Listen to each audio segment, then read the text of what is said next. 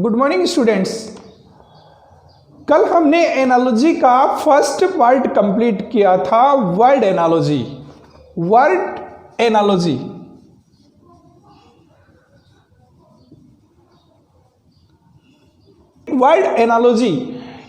के कुछ क्वेश्चन आपको सोल्व करने के लिए दिए थे। उम्मीद है आप लोगों ने सोल्व भी किए होंगे, और जिन्होंने सोल्व किए हैं और उनको कुछ समस्या आई है तो हम देखते हैं इनमें क्या कहाँ दिक्कत रहती है।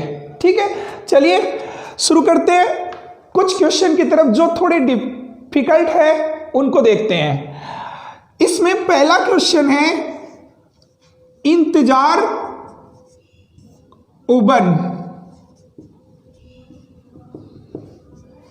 शिक्षा। यहां इंतजार का उबन के साथ एक संबंध है, और शिक्षा का ऐसा संबंध किसके साथ बनता है, ये आपसे पूछा है। तो यहां इंतजार और उबन को आप कैसे समझोगे? जैसे देखो, इंतजार एक लिमिट में होता है। लिमिट मतलब जैसे आप ट्रेन का इंतजार कर रहे हैं, 2 घंटे से कर रहे हैं, 1 घंटे से कर रहे हैं, 3 घंटे हो गए, मतलब एक ट्रेन का वेट कर रहे हैं। कितनी देर वेट कर सकते हैं? ज्यादा से ज्यादा 2 घंटे, 3 घंटे, यही तो वेट कर सकते हैं। मतलब इंतजार एक लिमिट में। लेकिन जब थोड़ा ज्यादा हो जाता है तो व्यक्ति क्या होते हैं? ऊब जाते हैं। ज्यादा इंतजार करने से व्यक्ति ऊब जाता है। मतलब बहुत ज्यादा देर इंतजार हो गया तो एक उबन सी हो जाती है। ठीक है, एक होता है बहुत ज्यादा इंतजार। एक तो ज्यादा इंतजार होता है और एक बहुत ज्यादा इंतजार होता है। क्या बहुत ज्यादा इंतजार करने से व्यक्ति ऊब जाता है? क्या ऊब जाता है? यानी ज्यादा इंतजार करने से व्यक्ति ऊब जाता है, लेकिन बहुत ज्यादा इंतजार करने से व्यक्ति नहीं ऊबता, वो चला जाता है, फिर इंतजार ही नहीं करता है। ठीक है ना, ध्यान रखना। तो ज्यादा इंतजार करने से व्यक्ति ऊब जाता है, और ज्यादा शिक्षा लेने से व्यक्ति का ज्ञान बढ़ता है। तो आपके ऑप्शन के हिसाब से इसका उत्तर रहेगा ज्ञानवर्धन। लेकिन जैसे यहां इंतजार का संबंध उबन के साथ नहीं होता है, मतलब बहुत ज्यादा इंतजार करता है तो व्यक्ति नहीं उबता है, बहुत ज्यादा शिक्षा ले लेता है तो व्यक्ति पागल हो जाता है। यानी बहुत ज्यादा मतलब यहां लिमिट क्रॉस हो गई कि जैसे एक दिन में 24 घंटे आपको पढ़ना है। यदि आप 23 घंटे 20 घंटे आप डेली पढ़ोगे तो जरूर यहाँ पे माइंड डिस्टर्ब होने की संभावना है। तो यहाँ क्वेश्चन के मुताबिक इंतजार करने से व्यक्ति ऊब जाता है, मतलब ज्यादा इंतजार करने से, लेकिन बहुत ज्यादा इंतजार नहीं।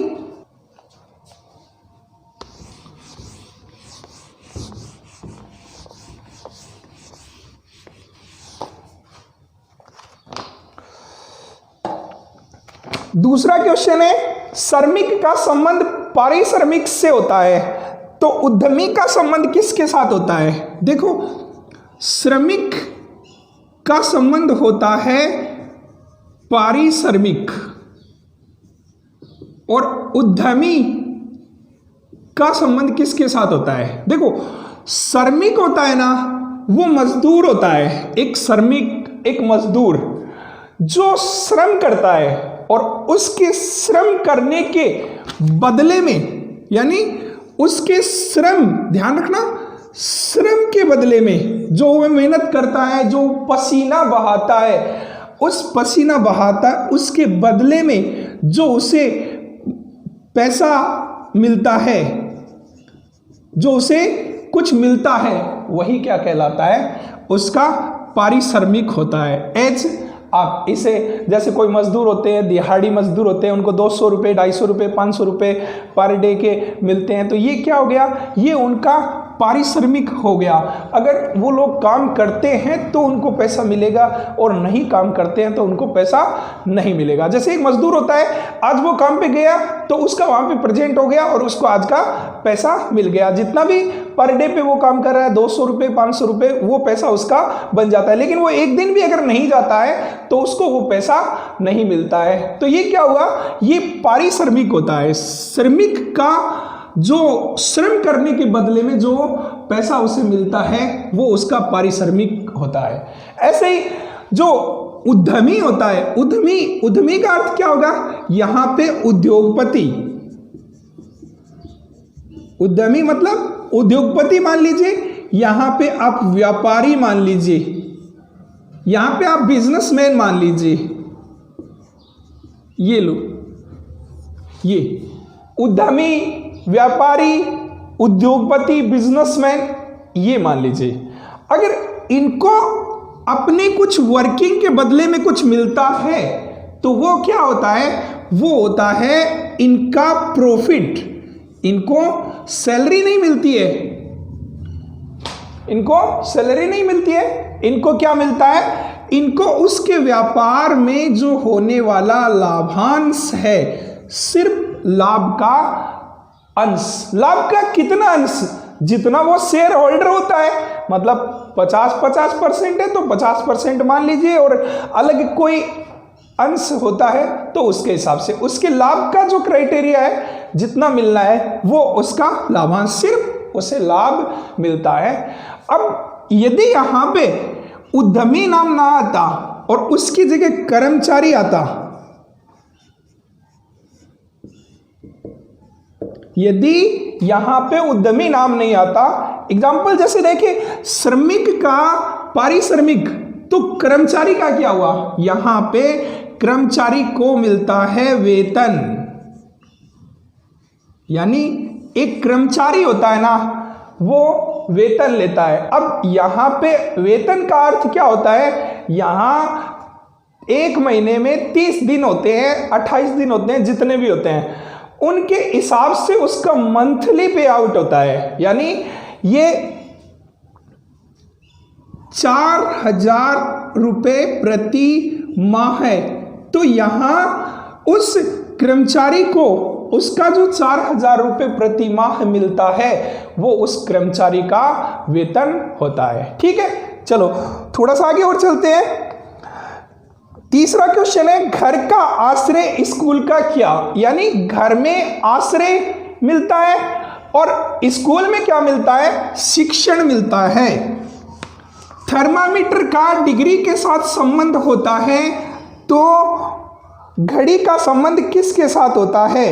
देखो, थर्मामीटर डिग्री, आपको पता ही है थर्मामीटर क्या मापता है, डिग्री, थर्मामीटर डिग्री में मापता है।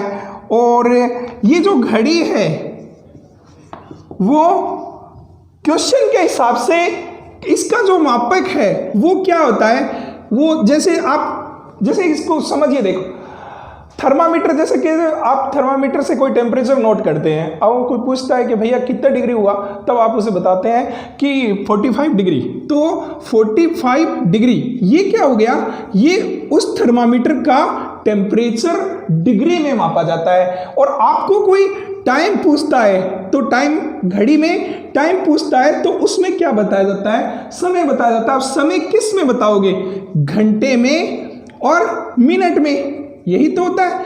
तो कितने बजकर कितने मिनट हुए, तो ये क्वेश्चन, तो इस आधार पे आपके ऑप्शन के हिसाब से इसका उत्तर बनता है घंटा।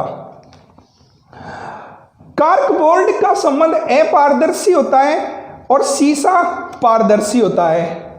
अगला 6 नंबर क्वेश्चन, तैरना मछली और रेंगना। देखो, तैरना मछली क्या करती है, मछली तैरती है। मछली को एक जगह से दूसरी जगह जाने के लिए मछली तैर कर जाती है। ऐसे ही रेंग कर कौन चलता है, रेंग कर चलता है सांप। तो रेंगना किसका हो गया, सर्प का। पहाड़ और घाटी और शत्रु। देखो यहां आपका क्वेश्चन है पहाड़ और घाटी, और ये दिया है शत्रु और क्वेश्चन मार्क। देखिए क्या आता है इसका उत्तर, यानी पहाड़ और घाटी में क्या संबंध हुआ, पहाड़ होते हैं उनके बीच में क्या होती है घाटी। जैसे दो या दो से ज्यादा पहाड़ होते हैं, उनके बीच में क्या होती है घाटियां होती है।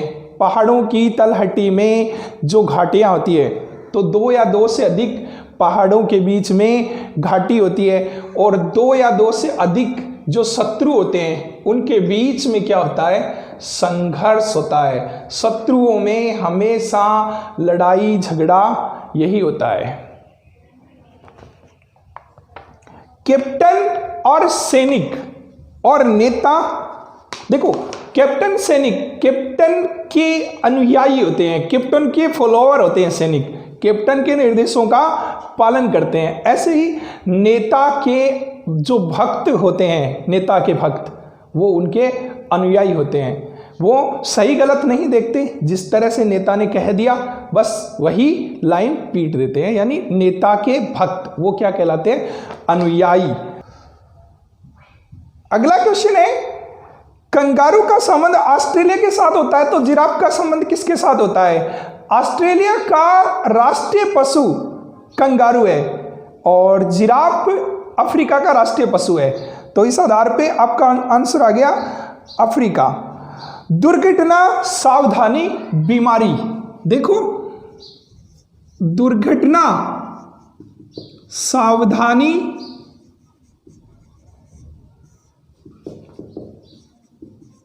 बीमारी का संबंध किसके साथ होता है।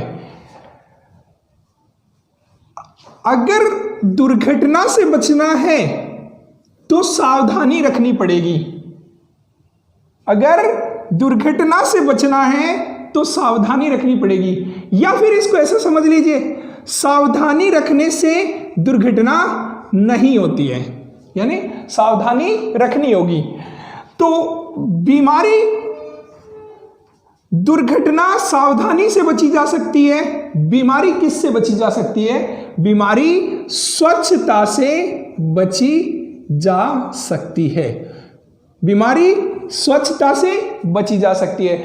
आपको पता ही है आजकल कोरोना वायरस का बहुत प्रकोप चल रहा है और सभी लोग यही कहते हैं कि बार बार अपने हाथ साबुन से धोइए, 20 सेकंड तक धोइए। इसका मतलब क्या हुआ कि ये बीमारी से बचने का ही तो उपाय है स्वच्छता, यानी स्वच्छता रखने से बीमारी नहीं होगी।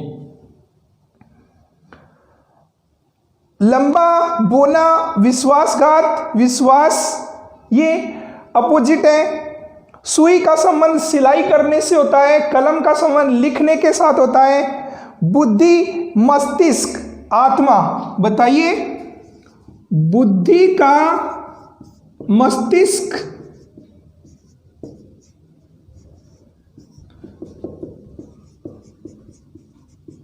अब यहां आप बताइए क्या होता है इसका आंसर, चलिए कमेंट करिए फटाफट, क्या होता है इसका आंसर। बुद्धि, मस्तिष्क, मस्तिष्क क्या है दिमाग, उसमें क्या होती है बुद्धि होती है, दिमाग में बुद्धि होती है, मस्तिष्क में बुद्धि होती है। ये जो आत्मा होती है ये किस में होती है, ये आत्मा होती है शरीर में। तो आपके क्वेश्चन का आंसर हो जाएगा शरीर। अपराध का संबंध पुलिस के साथ होता है तो रोग का संबंध किसके साथ होता है। देखिए अपराध का संबंध पुलिस के साथ होता है तो रोग का संबंध किसके साथ होता है, बताइए आंसर। अपराध और पुलिस, रोग क्या होता है। देखो ये जो अपराध होते हैं इन्हें रोकने के लिए कौन है, पुलिस। अपराध को रोकने के लिए पुलिस, तो रोग होते हैं, बीमारियां होती है, उन्हें रोकने के लिए पुलिस के जैसा कौन है, डॉक्टर। चिकित्सक। तो क्वेश्चन का आंसर हो जाता है चिकित्सक। लाल किला का संबंध दिल्ली के साथ होता है, हवा महल का संबंध किसके साथ होता है? देखो लाल किला कहाँ है? दिल्ली में। तो हवा महल कहाँ है? वो हो गया आपका जयपुर में। मूली जड़ गुलाब, देखो मूली का संबंध होता है जड़ के साथ, तो गुलाब का संबंध किसके साथ होता है? अब यहां समझिए, ये जो मूली होती है एक प्रकार की क्या होती है? जड़ होती है। मूली एक प्रकार की क्या होती है? जड़ होती है। तो गुलाब एक प्रकार का क्या होता है? पुष्प होता है, यानी फूल। गुलाब का संबंध किसके साथ होता है? फूल के साथ होता है। पृथ्वी का संबंध होता है ग्रह के साथ, और चंद्रमा का संबंध किसके साथ होता है? पृथ्वी और ग्रह में एक संबंध होता है, वैसा संबंध चंद्रमा का किसके साथ होता है? चंद्रमा का संबंध होता है उपग्रह के साथ। यानी पृथ्वी क्या है? पृथ्वी एक ग्रह है और चंद्रमा क्या है? उपग्रह है। पृथ्वी एक ग्रह होता है और जो चंद्रमा होता है वो एक उपग्रह होता है। स्त्री का संबंध बच्चे के साथ होता है, स्त्री और बच्चा। यहां गाय का संबंध किसके साथ होता है? तो स्त्री और बच्चा, स्त्री का बच्चा और गाय का जो बच्चा होता है उसे कहा जाता है बछड़ा। तो उसका संबंध किसके साथ हो गया? बछड़े के साथ हो गया। तस्वीर का संबंध देखने के साथ होता है, पुस्तक का संबंध किसके साथ होता है? लिखने के साथ होता है। यानी तस्वीर देखने के काम आती है और पुस्तक किस काम आती है? लिखने के काम आती।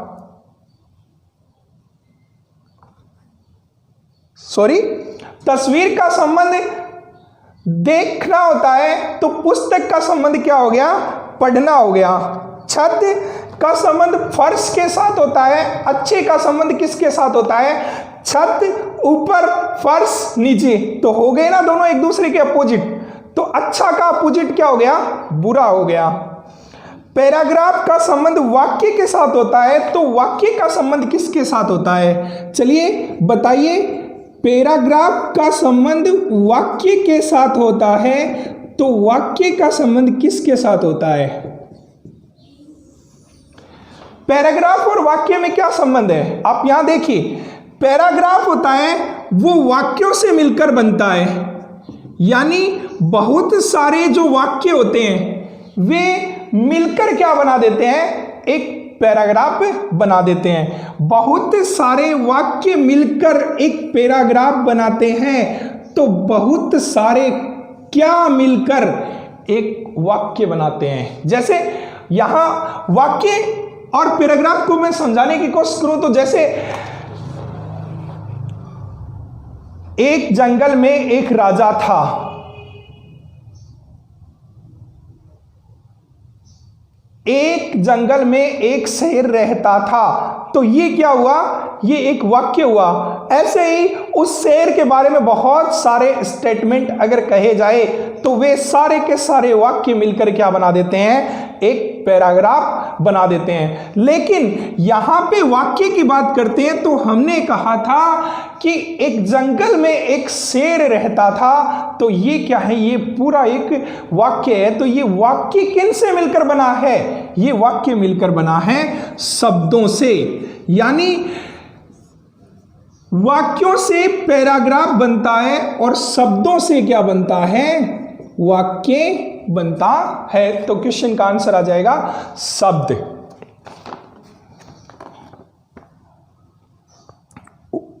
वर्ग और घन वृत्त, देखो वर्ग का संबंध घन के साथ होता है। यहां पे आप देखिए, वर्ग का संबंध घन के साथ होता है, वृत्त का संबंध किसके साथ होता है? ये जो वर्ग होता है ये 2 डायमेंशन आकृति होती है। 2 डायमेंशन। इसका मतलब ये वर्ग होता है वो सिर्फ यही होता है, इसमें ये लंबाई और ये चौड़ाई, ये क्या है, ये वर्ग है। लेकिन एक घन की बात करते हैं तो ये तो वर्ग हुआ, लेकिन इसी वर्ग से 2 विमा ना होके 3 विमीय, 2 विमा ना होकर त्रिविमा, तब ये बनता है घन। इसका मतलब वर्ग और घन ये 2 डायमेंशन होता है और ये 3 डायमेंशन होता है। इसका मतलब इसमें तीनों होते हैं, तीनों विमा x, y और z, तो ये 3D होता है, 3 डायमेंशन। ऐसे वृत्त होता है ये 2D होता है और जो गोला होता है वो 3D होता है। इसका आंसर क्या हो गया, गोला हो जाएगा। टैक्सी का संबंध होता है सड़क के साथ, उसी प्रकार जहाज का संबंध किसके साथ होता है। देखिए टैक्सी और सड़क और जो जहाज होता है पानी का, उसका संबंध किसके साथ होता है, टैक्सी और सड़क। टैक्सी कहाँ चलती है, सड़क पर चलती है, और जो जहाज होता है वो कहाँ चलता है, वो चलता है पानी पर। टैक्सी का संबंध सड़क, तो जहाज का संबंध किसके साथ हो गया, पानी के साथ हो गया। इस प्रकार से अगला क्वेश्चन है, फोटोग्राफ का संबंध फ्रेम के साथ होता है। फोटोग्राफ का संबंध फ्रेम के साथ होता है, पोस्टर का संबंध किसके साथ होता है। देखो फोटोग्राफ होती है वो फ्रेम में अच्छी लगती है, और पोस्टर होता है वो दीवार पे टंगा हुआ, चिपका हुआ ही अच्छा लगता है। ट्रेन के लिए यात्री, सिनेमा के लिए क्या होते हैं, ट्रेन में सफर करने वाले लोग ट्रेन के यात्री होते हैं, और सिनेमा देखने वाले लोग सिनेमा घर के दर्शक होते हैं। अगला क्वेश्चन है, पक्षी का संबंध पंख के साथ होता है, तो मछली का संबंध किसके साथ होता है। देखिए पक्षी का संबंध पंख, पक्षी के पंख क्या काम आते हैं, पक्षी के पंख काम आते हैं पक्षी के लिए उड़ने के, यानी एक पक्षी के पंख पक्षी के उड़ने में सहायक होते हैं। तो एक मछली को क्या करना है, मछली को भी उड़ना है क्या, नहीं, मछली का उड़ना काम नहीं है, पक्षी का काम है उड़ना। तो मछली के लिए, अगर पक्षी के लिए उड़ना शब्द यूज हुआ है तो यहां मछली के लिए उड़ना शब्द नहीं होगा, वहां तैरना शब्द होगा।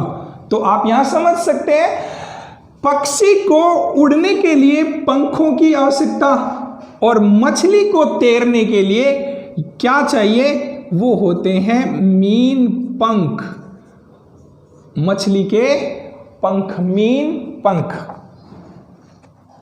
हृदय का संबंध रक्त के साथ होता है, फेफड़े का संबंध किसके साथ होता है। देखो हृदय का संबंध रक्त के साथ होता है और फेफड़े का संबंध किसके साथ होता है।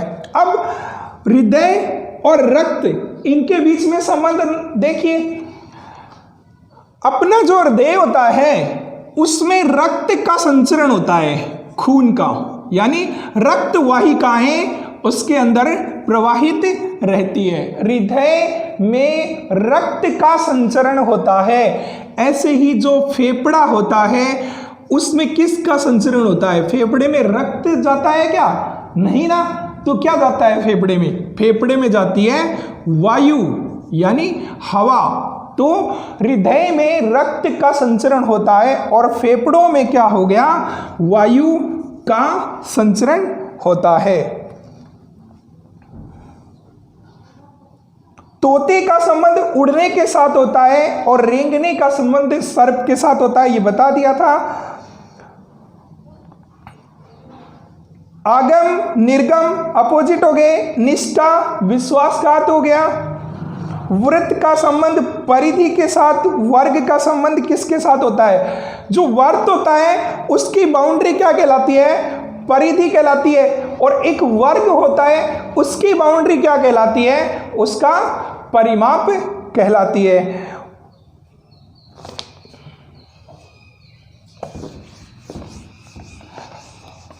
वर्णमाला का संबंध अक्षर के साथ होता है।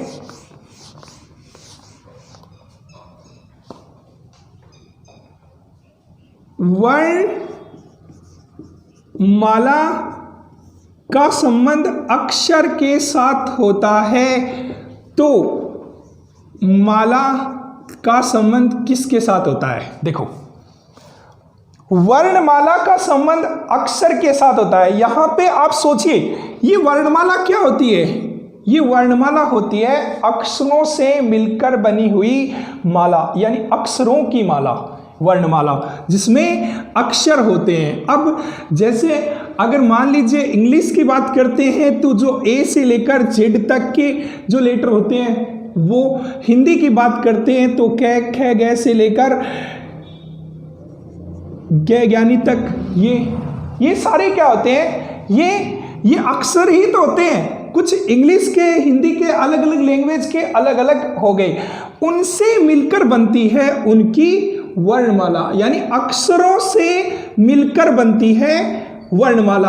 अब माला की बात करते हैं। देखो, माला के लिए हम ऑप्शन के आधार पे उत्तर दे सकते हैं। माला का, यहां माला किसकी बनती है? माला बहुत सारी चीजों की बनती है। देखो, माला फूलों की बनती है, माला मोतियों की बनती है, माला नोटों की बनती है, माला रुद्राक्ष की बनती है, माला जूतों की बनती है। यानी माला के लिए किस तरह की माला? किसी भी तरह की माला हो, यानी माला के लिए जो सेंस होगा वो आपको ऑप्शन के आधार पे देखना पड़ेगा। अगला क्वेश्चन, जिस प्रकार अनाज का संबंध खेत से होता है उसी प्रकार स्टील का संबंध किसके साथ होता है? देखिए, अनाज का संबंध खेत के साथ होता है तो स्टील का संबंध किसके साथ होता है? यहां पे आप नोटिस कीजिए थोड़ा सा कि अनाज और खेत में क्या संबंध है? कि अनाज होता है ना, वो अनाज खेत में उपजता है, निकलता है। अनाज का संबंध खेत के साथ होता है, यानी अनाज जहां पे बनता है, जहां पे उगता है, वो जगह क्या होती है? वो जगह होती है खेत। और जो स्टील होता है, स्टील जहां पर बनता है, स्टील जहां पे बनता है वो जगह होती है फैक्ट्री। स्टील कहां निकलता है, कहां तैयार होता है? वो होती है फैक्ट्री। अगर यहां स्टील की जगह, यहां स्टील की जगह अयस्क होते तो इस क्वेश्चन का जवाब हो सकता था खदान। यानी अयस्क होते तो इसका आंसर यहां पे क्या हो सकता था? खदान। ठीक है। पत्रिका और संपादक चलचित्र, देखो पत्रिका का जो प्रधान होता है, प्रधान यानी एडिटर कहलाता है। पत्रिका का प्रधान संपादक, जो उसका मालिक होता है संपादक। ऐसे चलचित्र होते हैं ना, फिल्में, जो चलने वाले चित्र, इनका जो प्रधान होता है, इनका जो मालिक होता है, उसे कहा जाता है निर्देशक। गाय का संबंध बछड़े के साथ होता है तो घोड़े का संबंध बछेरे के साथ हो गया। पौधा वनस्पति शास्त्र, देखो पौधा और वनस्पति शास्त्र, और पूछा आपको है किसका संबंध स्वास्थ्य विज्ञान से होता है।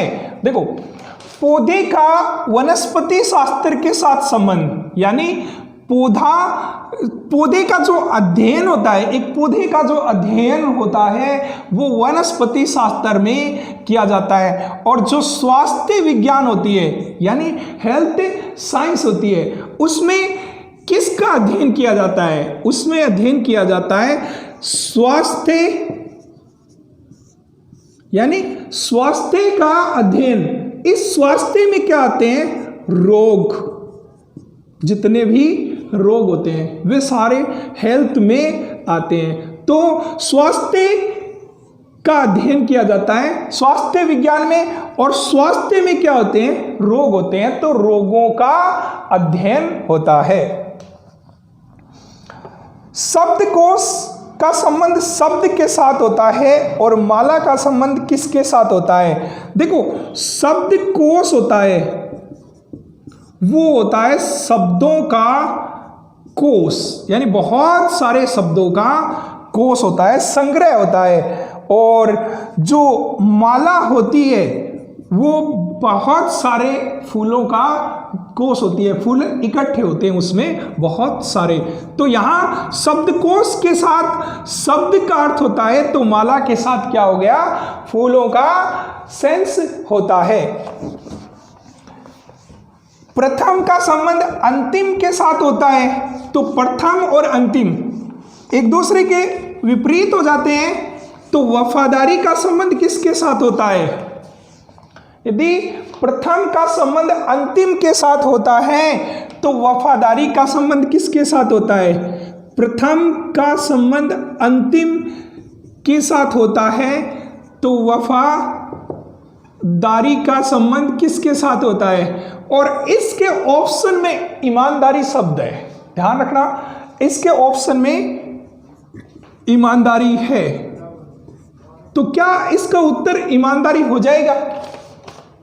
ज्यादातर बच्चे लापरवाही से अगर क्वेश्चन करते हैं बिना सोचे समझे तो डायरेक्ट इसमें ईमानदारी उत्तर चला जाता है। देखिए, प्रथम और अंतिम ये दोनों एक दूसरे के सिनोनिम नहीं है, ये है विलोम,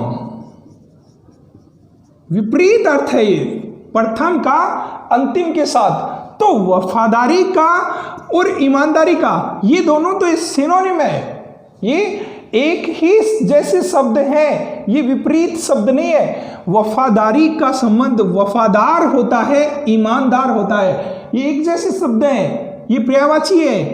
यहां इसके अर्थ में जाता है वफादारी का विश्वासघात के साथ, ऐसा अर्थ होता है। ऑप्शन के आधार पे इसका उत्तर जाता है विश्वासघात। विद्यार्थी का संबंध कक्षा के साथ होता है, तो खिलाड़ी का संबंध किसके साथ होता है? एक विद्यार्थी का संबंध कक्षा से होता है, तो एक खिलाड़ी का संबंध किसके साथ होता है? विद्यार्थी का कक्षा, यानी विद्यार्थी क्या होती है? कक्षा में, और खिलाड़ी किसमें? टीम में। तो यहां पे सीधा सा अर्थ जाता है टीम। गरम भट्टी, ठंडा, देखो गरम भट्टी और ठंडा। अब यहां देखिए क्या आता है, गरम का भट्टी के साथ और ठंडे का किसके साथ होता है? तो गरम क्या होती है? गरम भट्टी होती है या कोयला होता है? गरम भट्टी का कोयला होता है, लेकिन उस कोयले को गर्म करने वाला कौन है? उस कोयले को गर्म करने वाला है भट्टी। यानी यहां पे गरम तो आप कोयला समझ सकते हैं, गरम कोयला होता है, लेकिन कोयले को गर्म कौन करता है? भट्टी करती है। तो ठंडा, ठंडे में आप बर्फ मान सकते हैं कि ठंडा क्या होती है? बर्फ होती है, लेकिन उस बर्फ को ठंडा करता कौन है? तो उसको ठंडा करता है रेफ्रिजरेटर। तो इस क्वेश्चन के लिए आपका उत्तर हो जाता है रेफ्रिजरेटर। घर का संबंध होता है दीवार से, तो दीवार का संबंध किसके साथ होता है? घर दीवार से बनता है और दीवार ईंटों से मिलकर बनती है। कार का संबंध पेट्रोल के साथ होता है, टीवी का संबंध विद्युत के साथ होता है। बीमारी औषधि, देखिए बीमारी का संबंध औषधि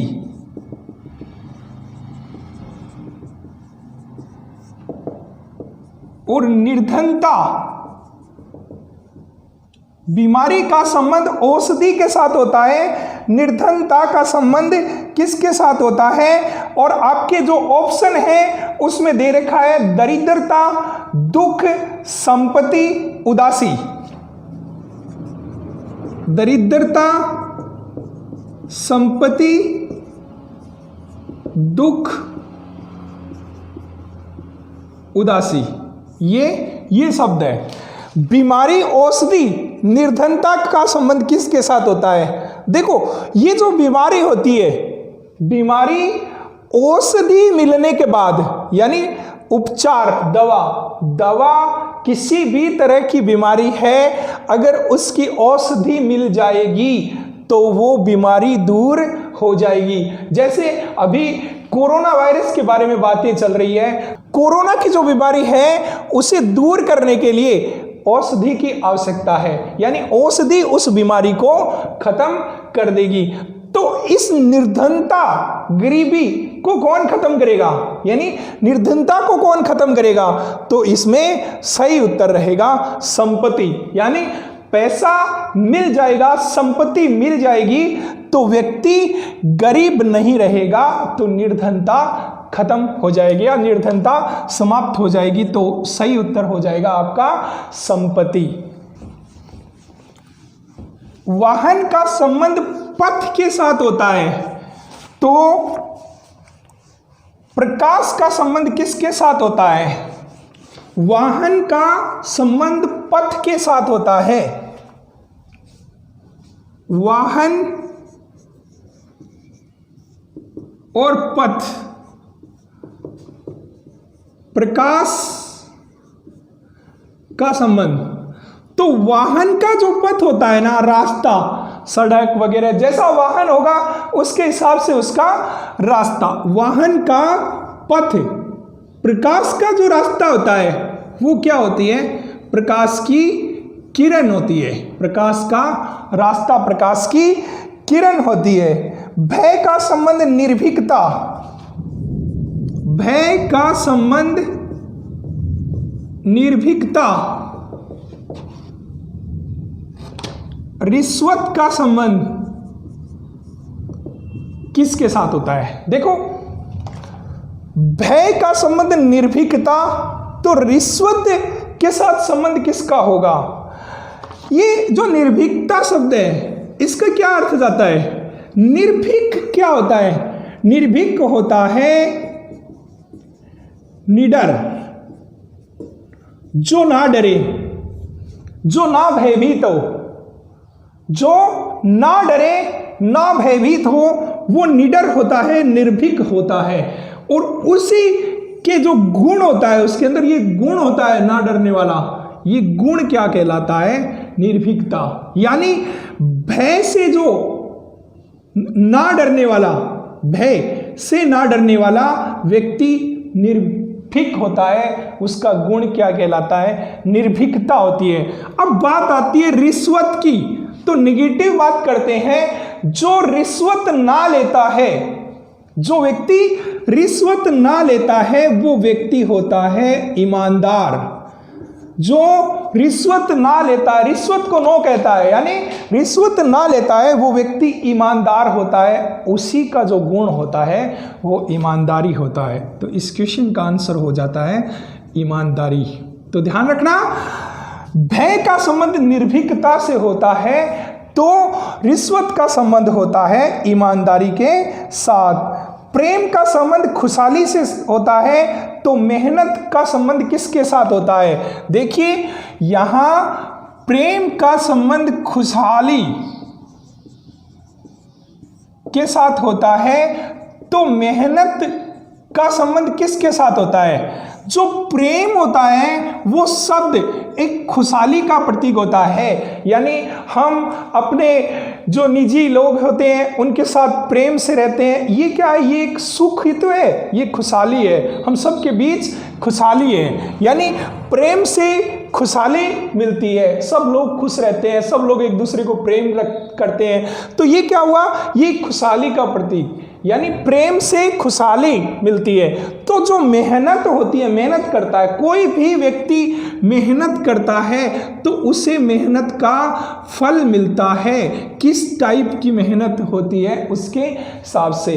तो मेहनत का जो फल होता है उस फल को कहा जाता है सफलता। आपने किस काम के प्रति मेहनत की है उसका फल आपको सफलता के रूप में मिलता है। यदि आज आप कॉम्पिटिटिव एग्जाम्स की तैयारी कर रहे हैं, चाहे आप राजस्थान पुलिस, एसएससी, बैंक, पटवार, किसी भी प्रकार की आप तैयारी कर रहे हैं, उसका एक उद्देश्य लेकर तैयारी कर रहे हैं, तो उसके प्रति आप अपनी मेहनत कर रहे हैं। इस मेहनत का फल आपको एक दिन मिलेगा। किस रूप में? इस रूप में, सफलता के रूप में। ठीक है। साबुन का संबंध स्वच्छता के साथ होता है और घर का संबंध किसके साथ होता है? साबुन का संबंध होता है स्वच्छता, साबुन से स्वच्छता और घर में शरण। अगला क्वेश्चन है अंगूर और मदिरा, गेहूं। देखो, अंगूर और मदिरा में, मदिरा क्या? शराब। अंगूर से बनती है शराब और गेहूं से क्या बनता है? अब यहां पे ऑप्शन में दो वर्ड है, एक होगा आटा और एक होगा रोटी। अब बताइए इन दोनों में से कौन सा उत्तर होगा? अंगूर से मदिरा, अंगूर से मदिरा बनती है और गेहूं से क्या बनता है आपका? आटा या रोटी? सही जवाब रहेगा आपका रोटी। आटा यहां सही जवाब नहीं होगा। क्यों? क्योंकि अंगूर का जो महज पीसना वो एक तरह से जूस होता है, मदिरा नहीं होता। मदिरा में प्रोसेसिंग होती है अलग टाइप की, जिसमें भट्टी गरम वगैरह करना पड़ता है, कुछ चीजें मिलानी पड़ती है तब जाके। यहां गेहूं के साथ आटा वर्ड यूज नहीं होगा, आटा डायरेक्ट पीसने से हो जाता है। ठीक है ना। तो यहां गेहूं के साथ होगा रोटी शब्द। अग्नि, गर्मी, गुलाब। अग्नि, गर्मी, गुलाब। तो अग्नि का गर्मी के साथ संबंध, गुलाब का संबंध किसके साथ? देखो, जो अग्नि होती है उससे क्या मिलती है? गर्मी। अग्नि से गर्मी मिलती है, गर्मी आती है। तो गुलाब से क्या मिलती है? गुलाब से मिलती है खुशबू। गुलाब से मिलती है खुशबू यानी सुगंध। तो इस तरह से आपका उत्तर रहेगा। कॉलेज प्रवक्ता, कॉलेज प्रवक्ता, स्कूल। अब देखिए, जो कॉलेज होते हैं और प्रवक्ता होते हैं उनके बीच में संबंध है, और स्कूल में ऐसा संबंध किसके साथ होता है? कॉलेज का प्रवक्ता के साथ होता है। वैसा ही स्कूल के किसके साथ होता है? तो जो कॉलेज में जो पढ़ाते हैं, यानी कॉलेज के जो फैकल्टीज होते हैं, जो पढ़ाने वाले टीचर्स होते हैं, वो क्या होते हैं? प्रवक्ता होते हैं, लेक्चरर होते हैं। वो कॉलेज में पढ़ाने वाले टीचर लेक्चरर होते हैं, स्कूल में पढ़ाने वाले शिक्षक। तो स्कूल के लिए अगर वो टीचर का जो शब्द बनता है पढ़ाने वालों का, तो वो शिक्षक के रूप में होता है, और कॉलेज में वही प्रवक्ता के रूप में होता है। अगर यहाँ पे इस कॉलेज का संबंध प्रवक्ता के साथ होता है और यहाँ पे मैं ट्यूशन वर्ड यूज कर दूं, तो आपका उत्तर क्या रहेगा? बताइए। कॉलेज में पढ़ाने वाले प्रवक्ता होते हैं, ट्यूशन पढ़ाने वाले कौन होंगे? ट्यूशन पढ़ाने वाले जो ट्यूशन पढ़ाते हैं। ट्यूशन का अर्थ क्या होता है?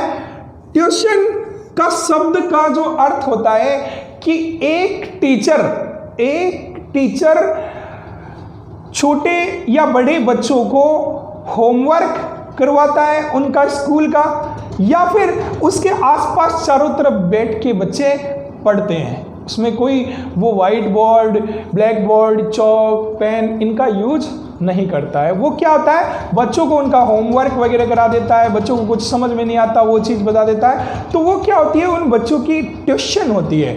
अब वो टीचर बच्चों के घर जाकर पढ़ाए या बच्चे टीचर के घर आ जाए, ऐसी स्थिति में वो ट्यूशन कहलाती है। और उस ट्यूशन को जो पढ़ाने वाला व्यक्ति होता है वो ही होता है ट्यूटर। तो इस शब्द का अर्थ हो गया ट्यूटर, ट्यूशन को पढ़ाने वाले ट्यूटर। ऐसे ही अगर मैं यहां पे कोचिंग शब्द यूज करता हूं, यहां पे कोचिंग शब्द यूज करता हूं, तो उसके लिए आपका उत्तर क्या रहेगा, कोचिंग। यानी स्कूल में पढ़ाने वाले शिक्षक, ट्यूशन पढ़ाने वाले ट्यूटर, कॉलेज में पढ़ाने वाले प्रवक्ता और कोचिंग में पढ़ाने वाले क्या होंगे। तो यहाँ कोचिंग में पढ़ाने वाले को क्या कहेंगे।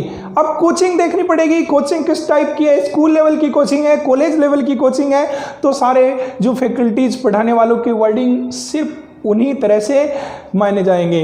अगर वो कोचिंग स्कूल के लेवल पे एग्जाम्स की होती है तो उनके लिए टीचर यूज कर लीजिए, और कॉलेज लेवल के होते हैं उनके लिए लेक्चरर यूज कर लीजिए। और यदि ये कोचिंग सिखाने की होती है, यानी यहाँ पे खेल से संबंधित होती है सिखाने की, तो यहाँ इसमें हम यूज कर सकते हैं कोचिंग में पढ़ाने नहीं, यहाँ पे पढ़ाएंगे नहीं, वो सिखाएंगे। तो सिखाएंगे तो क्या कहलाते हैं, वे कोच कहलाते हैं। कोचिंग के जो टीचर होते हैं, यानी स्पोर्ट्स कोचिंग मान लीजिए आप, उनके जो टीचर, उनके जो फैकल्टीज होते हैं जो संभालते हैं बच्चों को, वो कहलाते हैं कोच। तो इस प्रकार से ये कुछ हद तक हमने वर्ड एनालॉजी को कंप्लीट करने की कोशिश की है। इसके बाद भी कोई डाउट्स वगैरह कुछ निकल के आता है तो आप कमेंट में बता दीजिए। वैसे तो बहुत सारे क्वेश्चन हैं इसके सॉल्व करने के लिए, पर कुछ हमने बताने की कोशिश की है ताकि आपको समझ में आ जाए। इनके आधार पे आप क्वेश्चन को समझ सकते हैं। फिर भी यदि आवश्यकता पड़ेगी तो इसका हम पार्ट 3 ले लेंगे। तो स्टूडेंट्स, कैसा रहा आज का सेशन? अगर ये सेशन आपको अच्छा लगा तो आप एक लाइक जरूर कीजिए, और बहुत ज़्यादा अच्छा लगा तो आप अपने जो दोस्त वगैरह हैं उनको आप इसके बारे में बताइए, ताकि उनको भी पढ़ने में कुछ हेल्प मिल सके। हम प्रतिदिन आपसे मिलेंगे 11 बजे से 12 बजे के बीच में। तब तक के लिए जय हिंद, जय भारत। चलते हैं।